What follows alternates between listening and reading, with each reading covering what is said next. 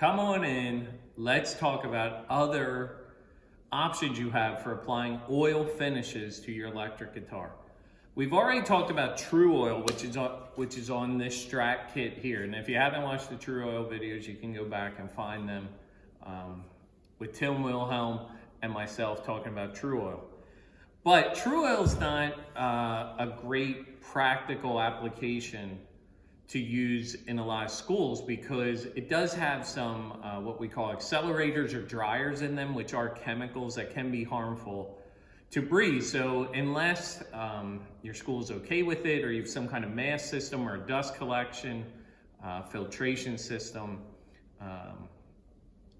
exhaust kind of hood area, I'm blanking on what you would call that, spray booth? Spray booth.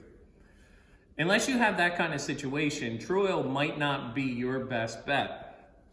One of the things that we'll talk about today with the two oils I'm going to talk about is they don't necessarily give you that real shiny kind of sheen like True Oil does.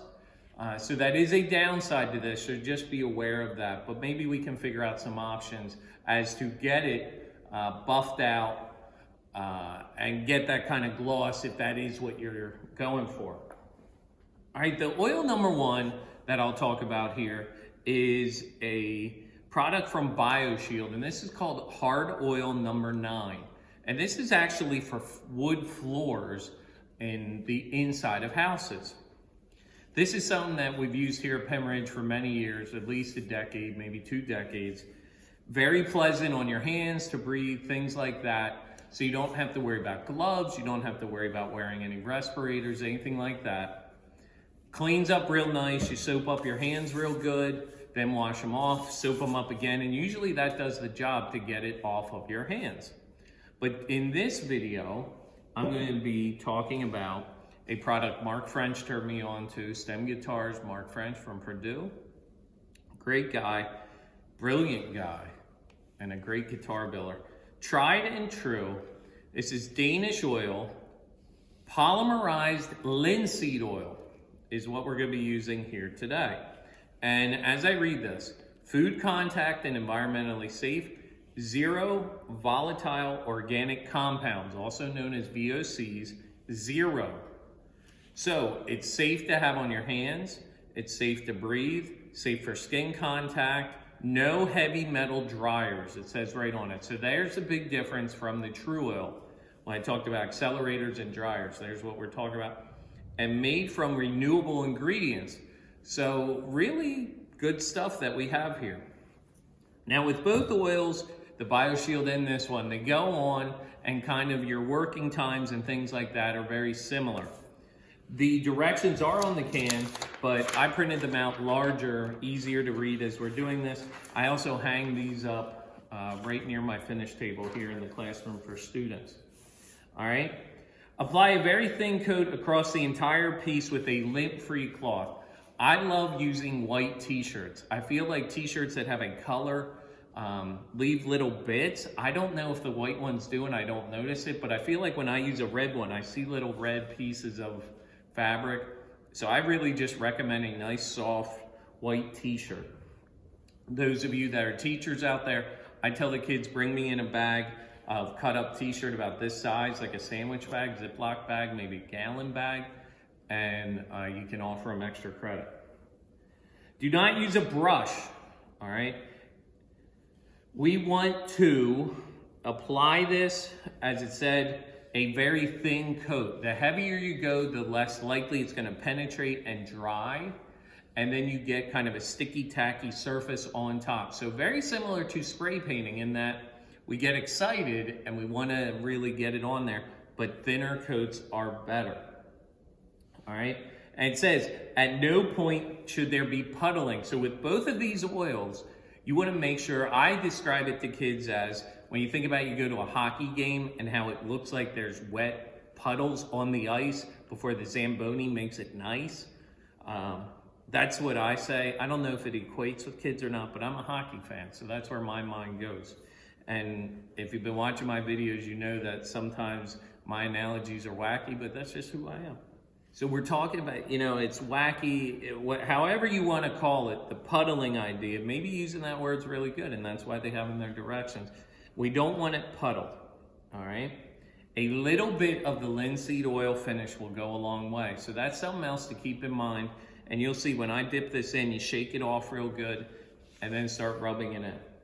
Allow Danish oil to penetrate the wood for 5 minutes. After those 5 minutes, I'm going to take another piece of my white t-shirt material and I'm going to buff this really good. And I basically want the wood to almost be dry. So 2 things are going to be happening.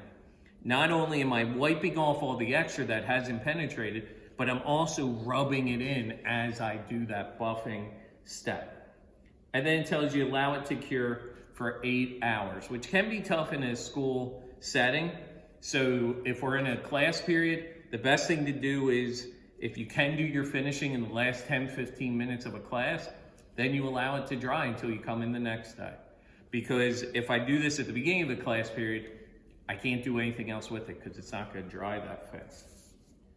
Now, when we go to do this, this is where I want you, student, teacher, whoever you are, I want you to take some deep breaths, shake out all the negative energy, put on some good music, all right? Something nice, like I say, if you want to go to the islands, put on the Jimmy Buffett channel. All right, no Metallica for this. I love Metallica, but no Metallica right now. Just something nice and calm, because you can't be in a rush when you go to do this. Also, leading up to this point, think about all the aggravation and stress you did while you were sanding. Here is now the reward. Don't rush through it. Enjoy this step. And to me, this is where I get some of my biggest connections with a piece that I've created. Now, earlier when I was sanding this guitar, I had to spend a lot of time up in here, a lot. And at some point, I connected to it. And now this guitar is part of me. If I'm getting too hippie or too far out there for you, I'm sorry, but this is what it's all about.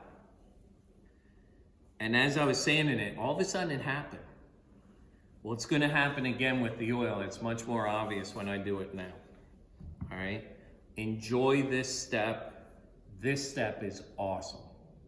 Take your time. Enjoy it.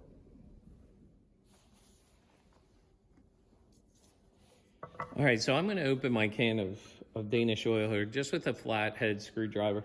If you happen to have one of those painting tools to open up cans, that'd be great. And just gently go around and open this.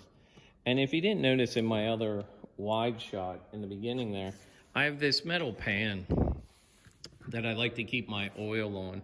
And that keeps it from making a mess on the table and things like that. The other thing I recommend to you, those of you that are teachers out there, is it can be tough to get in and out of cans like this. So what I like to do is bring in a nice jar. This is a glass salsa jar, and for your mass-produced salsa, the restaurant style, good stuff right there. Tall jars are tougher because how do you get down in it? So ideally, something with a wider mouth that is kind of shallow is real nice. In this case, I'm going to just use the can we have, but if I was using this in class, I would pour that into here, and even if I still only have 2 kids at a time doing this, it's easier to get 2 in here versus that. So now, as I was alluding to before, I'm going to take my rag, my piece of cloth, and I don't need to dunk it all the way in there. I'm going to shake off all the extra. And now, as the directions said, a little bit goes a long way, so we're going to see. And as I said, this is also when I'm really going to start enjoying this. And now let's just look at this little bit I did. And look at the difference. Our maple and rosewood strips before, and look at how that rosewood already popped. Look at that maple, how it already popped. I mean, that is absolutely gorgeous. Just from that little bit here, and there's all your hard work, sanding, all that stuff. Just totally awesome the way that looks already.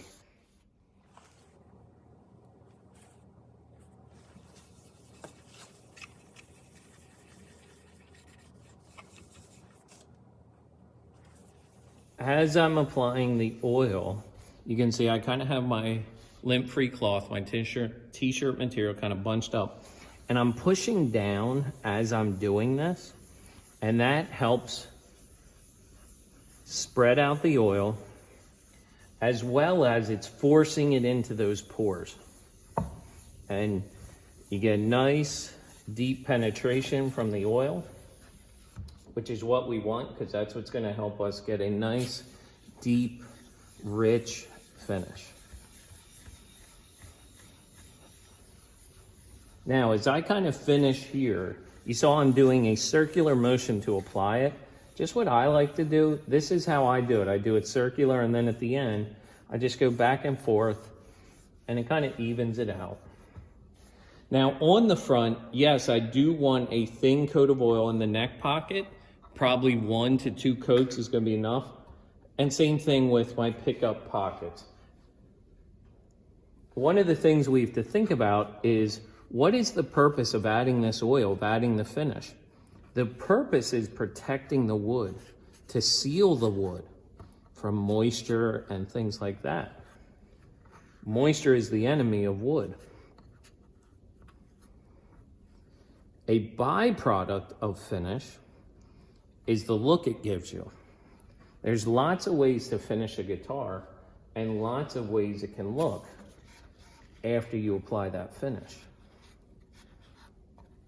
So with this in mind, if finish is protecting the wood, yeah, I want to get finish everywhere. Common questions from students: where do I put the finish? Everywhere, and they go everywhere. Anywhere and everywhere you can get it, that's where you want to apply it.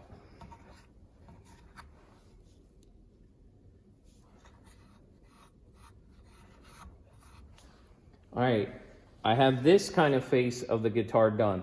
Notice I have these blocks, nice clean blocks. They're not ones I use for painting. I call them oil blocks because they're for when I am oiling projects. In this case, a guitar. So here, I may have put a little too much on in the beginning here, and a little bit of puddling, but what am I doing? I'm spreading it out really good. And you can see, look at how far this is really going.